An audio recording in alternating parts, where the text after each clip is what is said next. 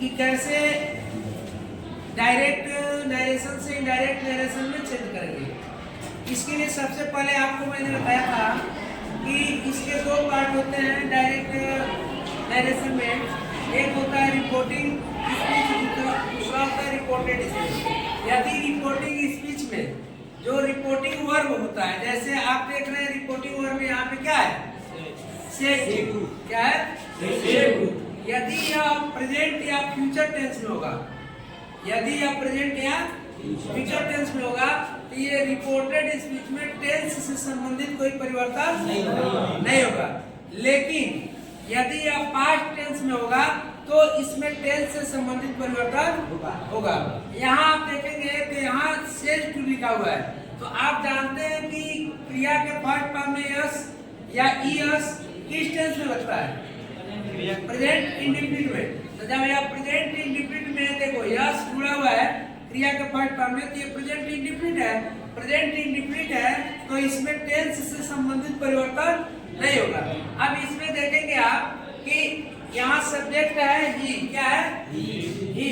अब इसको इनडायरेक्ट में आपको चेंज करना है, तो यहाँ पे इनडायरेक्ट में ही है, सब्जेक्ट में ही लिखेंगे। सेज टू को किसमें परिवर्तित करेंगे, टेल्स में। किसमें, टेल्स में, टेल्स मी, ठीक है। और ये बताते कि दोनों सेंटेंस को जोड़ने के लिए आप एक कंजक्शन का प्रयोग करते हैं। यदि असर्टिव में है तो दैट का प्रयोग करेंगे, यदि इंट्रोगेटिव में है तो इफ या वेदर का प्रयोग करेंगे। चलिए अभी आपको असर्टिव समझा रहे हैं, जब इंट्रोगेटिव समझाएंगे तो देखेंगे। यहाँ पे आप देखेंगे तो ये कॉमा और इन्वर्टेड कॉमा को हटाने के लिए कंजक्शन के रूप में दैट लगाएंगे। क्या लगाएंगे, दैट। दैट हो गया। अब क्या करेंगे, अब ये आपको मिल गया रिपोर्टेड स्पीच। रिपोर्टेड स्पीच में आपको प्रोनाउन संबंधी चेंज करने के लिए मैं बताया था कि प्रोनाउन संबंधी परिवर्तन कैसे करेंगे। तो यदि मान लो मैंने बताया था आपको कि रिपोर्टेड स्पीच में, यदि रिपोर्टेड स्पीच में सेकेंड पर्सन का फर्स्ट पर्सन का प्रोनाउन होगा तो उसको रिपोर्टिंग वर्ब के सब्जेक्ट के अनुसार बदलते हैं। यदि सेकेंड पर्सन का होगा तो उसको रिपोर्टिंग वर्ब के ऑब्जेक्ट के अनुसार बदलते हैं। यदि थर्ड पर्सन का कोई प्रोनाउन होगा तो उसमें कोई परिवर्तन नहीं करते। तो यहाँ पे जो सब्जेक्ट मिला है वो क्या है, यू। क्या है, यू। यू, यू किस पर्सन का होगा, सेकेंड पर्सन का। तो सेकेंड पर्सन को किससे बदलेंगे, ऑब्जेक्ट से। ऑब्जेक्ट यहाँ पे क्या है, मी। तो मी का सब्जेक्ट क्या होगा, आई। तो यहाँ पे आई लिखेंगे, ठीक है। अब चूंकि देखो ये प्रोनाउन संबंधी परिवर्तन हो गया, लेकिन टेंस से संबंधित परिवर्तन नहीं करना है। अब इसके अनुसार जो नया सब्जेक्ट बनेगा इसके अनुसार आपको सहायक क्रिया लगाना है, वर्ब लगाना है, ठीक है। तो आई भी प्लूरल माना जाता है प्रेजेंट में, तो आई के साथ भी डू नॉट ही लगता है। क्या लगता है, डू नॉट। अब फिर आप लिखेंगे राइट ए लेटर। बात समझ में आया, आया नहीं? चलिए एक और देख लेते हैं। जैसे आप देखेंगे एक डायरेक्ट में आई से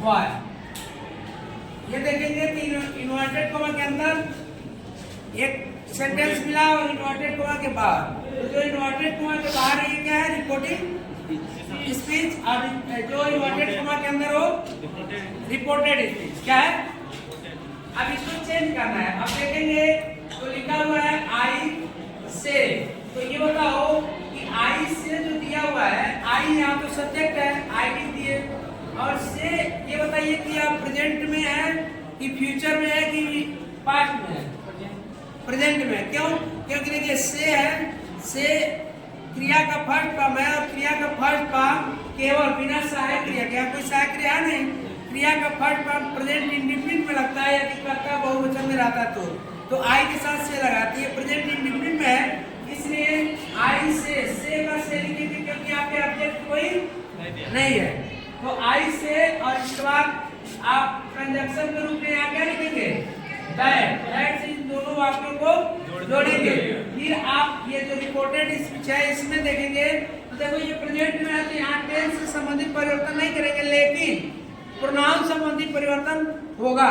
यहाँ पे देखेंगे तो ये रिपोर्टेड स्पीच में जो सब्जेक्ट है वो क्या है? ही है। क्या है? ही है। ही बताइए किस पर्सन का प्रोनाउन है? थर्ड पर्सन का। किस पर्सन का? थर्ड पर्सन का। He she it they. He she it they. तो ही सी इट दे या थर्ड पर्सन का प्रोनाउन होता है।